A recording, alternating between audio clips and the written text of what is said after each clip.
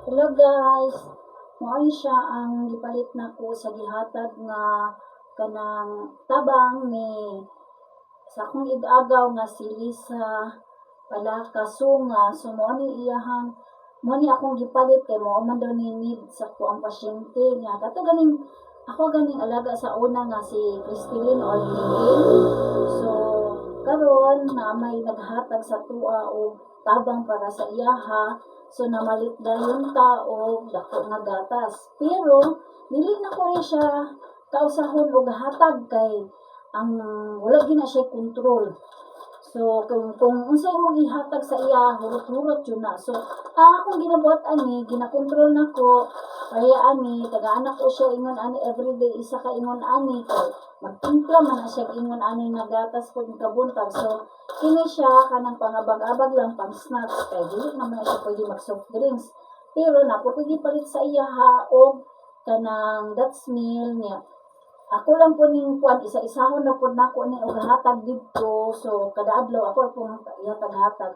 So maghatag og biscuit karon isa ka ingon ani sa kasupot. Sa sunod na po is kani, sunod na po is kani siya. Dili na ko kaisa og hatag sa ihatanan kay kanang hotdog na po kaisa. So naapod siya kanang in case og kanang madugay ang iyang mga kaon. So, nagbalita aning wow ulam. So, sa pagkakaroon, ang akong ihatag sa iya is, isa lang, kay, hotdog dyan na niya. Pero kaniyang shampoo, conditioner, yun ani, sahon na ako niya hatag, gani, para sa iyang underarm.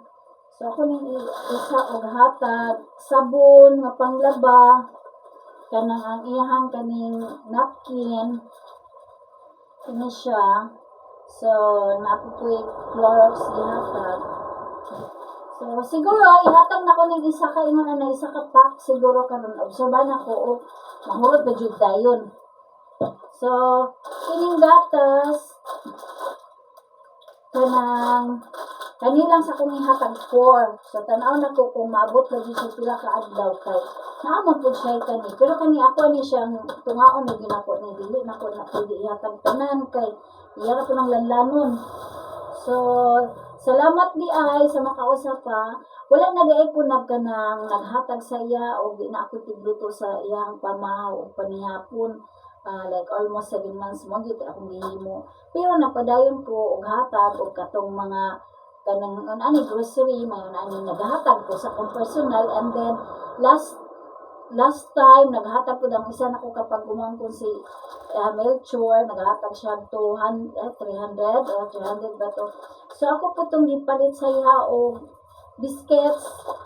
So gatas unsa pa to ko man napalit niya mo dahil ito nga gahapon nangutana ko unsa may imong need kay nalagi kwarta gihatag ni Inday Lisa. So mo siya nga mo ni yung mga kinanglan. So mo to ni palit dayon ko napay sukli kay 1.5 man to. So napay sukli nga 200 kapin.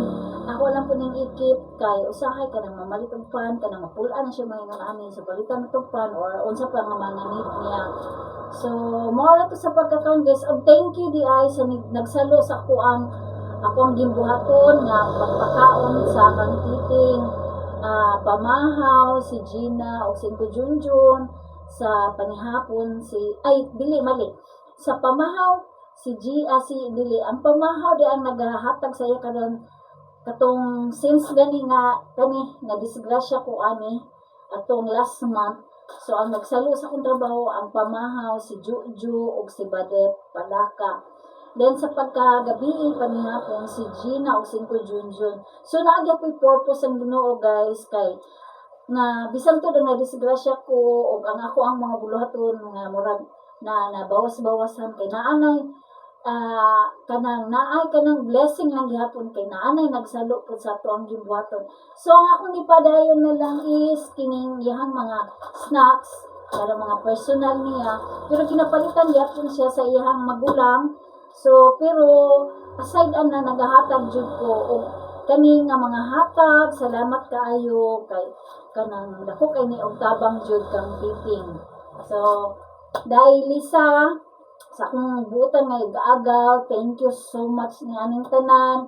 O God bless, more blessing pa nga maabot sa inyo. Thank you. Bye.